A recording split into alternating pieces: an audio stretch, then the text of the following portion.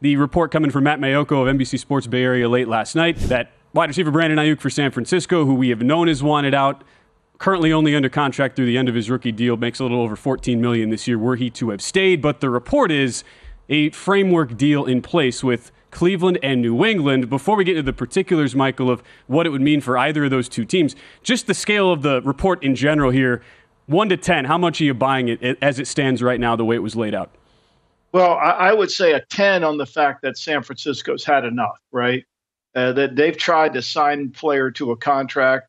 They can't seem to reason with the player. As an executive in the league, one of the things that I've always experienced is when you have a player that's unreasonable or doesn't have self-awareness or thinks he's better than he really is, those contracts are hard. And if some other team wants to pay $5 million above the market value for a receiver because they think it's going to change their franchise, why not take advantage? Now, I think what San Francisco wants back is an offensive player and draft picks. I think that's pretty clear. I think they'll end up settling for draft picks. I don't know about the rumors about who's involved in these trades today. Just before we came on, there was a, Brandon Aiyuk trade to New England, and Matt Judon and Kendrick Bourne were both not on the field today for the Patriots. What does that mean? I don't know. I don't know what it means. I know this.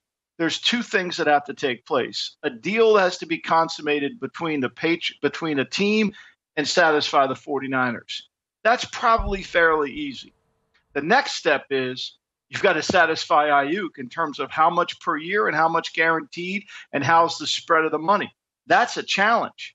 That's a challenge because Brandon Aiyuk thinks he's an elite receiver when he has no numbers to support it. So I think this is going to be fascinating. Look, I didn't think they would get here, but like I've been saying on my podcast, I've been saying on this show, at some point you get it. You say enough is enough. And I think Kyle Shanahan has said enough. And it looks into now the first point before you break into and dive into what are the hypotheticals, right? Because we just don't know. You have the report of the framework for Cleveland and New England. But if we focus on San Francisco specifically, let's forget about which marginal piece. If it's New England, it would definitely be a marginal piece wide receiver-wise. The report was it was Kendrick Bourne.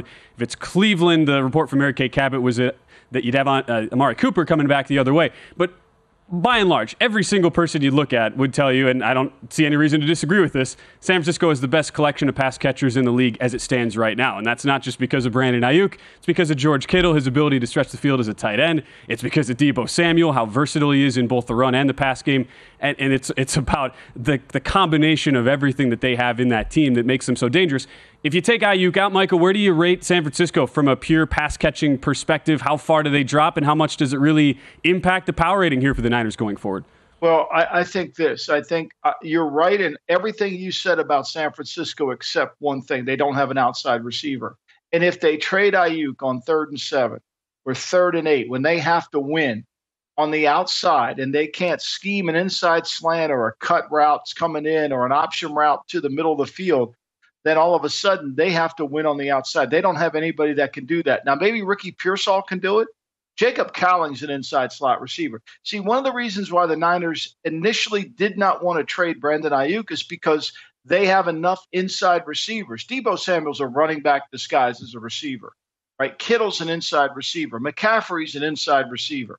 All these inside, the middle of the field gets clogged. People play they play a coverage where it takes away the middle of the field, and now you got to win on the outside. That's what Brandon Aiyuk was able to do last year. So they need somebody on the outside. If they were to trade for Amari Cooper, who's an outside receiver, had 1,250 yards last year, averaged 17, and pretty much had similar numbers to Brandon Aiyuk, without a quarterback. Remember, without a quarterback. Absolutely. Remember this. Joe Flacco threw for almost 500 more yards in one less game than Deshaun Watson threw in his games. So, that would be a real good. The other thing is, too, if they were trade for a Cooper or somebody that had no money left on a contract. See, that's what San Francisco wants. They want to be able to say, okay, next year we're either going to sign this player, we'll let Deebo go, we're going to reconfigure our team. But they wanted to have Aiyuk this year to get through the year with the inside-outside receiving core. It's why the two framework deals that are in place, they're not created equal. Cleveland makes so much more sense if you're looking at it on paper than New England. I go to the Patriots side of it, Michael. First off, you would like at least some sort of piece to try and give you that outside presence, like you mentioned. Cooper gives you that if you're trading with Cleveland. New England, I'm sorry, Kendrick Bourne, nothing against you. It doesn't. It's universally the worst wide receiver room in the NFL. And from the New England perspective, you're in a rebuild. They might not say that in the building, but clearly with the personnel, it's not pretty. And you are trying to bank picks. You are trying to use as much as you can to build up a roster that is not going to be solved all the problems they have right now simply by one player, as great of a player as Brandon Aiyuk is.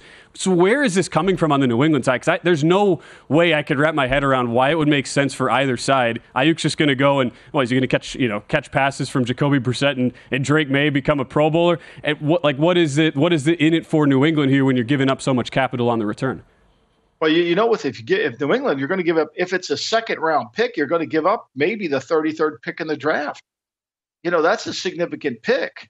And then if you have to throw a player in, Bourne, before he got hurt last year, was the only one who could make plays. I think he's the only receiver on the Patriot team last year that caught a touchdown pass. 13 of their 14 receptions TD-wise all came from tight ends and running backs.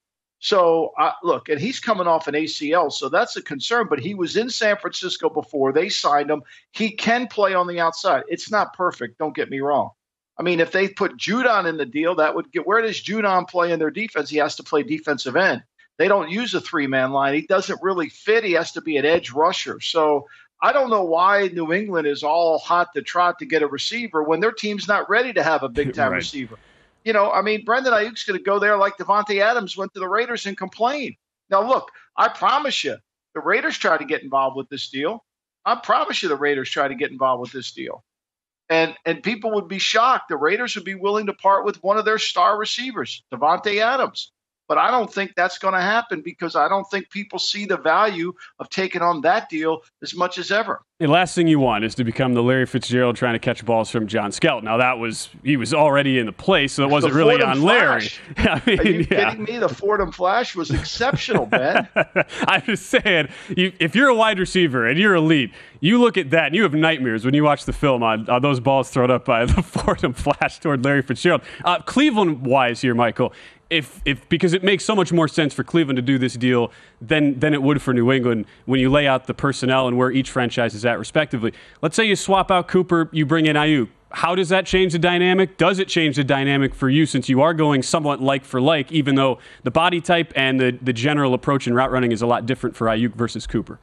Well, they just got younger, right? They just got younger, and they didn't miss a beat. Cooper's over 30 years old, so they got a young player, and they still have more in the slot. They still have Judy to play on the other outside, and they feel like now we have a chance to keep our core team together. Njoku, whether Nick Chubb comes off a PUP, I don't know, but it all comes down to one guy, right? It all comes down to, can Deshaun Watson make any plays? Is he going to be good enough to throw the football effectively this year when we haven't seen him do it last year? That's the thing. We just said this. It's pretty clear. Deshaun Watson, last year threw for less yards, 14 touchdowns, 9 interceptions. He hasn't, in 12 games, he hasn't been very effective. He completed 56% of the passing, whereas Flacco was really good for them. He had 1,616 yards in 5 games. Watson had 11, 15, and 6. And there you look at now what turns into the main question. Even if Aiyuk goes to Cleveland, it is still the Deshaun Watson pieces. I feel like I'm as high as I can possibly be on Cleveland, but there's always the caveat, which is Deshaun Watson. Is there any part of you, Michael, that believes when you think about the fact we have 2 of these teams have a deal with a framework in place, now it is on Brandon Ayuk's hands to see if he can work out a long-term contract? That was the report from Matt Mayoko of NBC. Is the New England part of this simply to sweeten the deal for Cleveland when you think about how illogical it would be for a New England deal to actually get done versus what we've just laid out as the obvious clear path here for success for both sides on Cleveland? I think New England's in this. I really do. I think that for some reason they think they're a receiver away. Look, I don't know why it surprises people.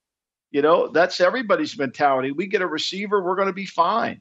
Look, we just watched the 5 weeks of the New York Football Giants. All they talked about was how we're going to help the offensive line. They signed the Luminor and Runyon and ran to the board to draft another wide receiver. So I think that's been the way the league has kind of gone on, Ben. Look, I think the big question about New England is who replaces Belichick, not only as a head coach, but who replaces him as a defensive coordinator as well. I think sometimes we can't conflate optimism with delusion. I mean, that's how I describe New England. Like, let's be real here. Like, what would that get you? I mean, it's totally delusional. No, well, I think the great Bruce Springsteen said it best. Sometimes I can't tell my courage from my desperation. That's a very I think good New one. England thinks they're being courageous, and you and I think they're being desperate.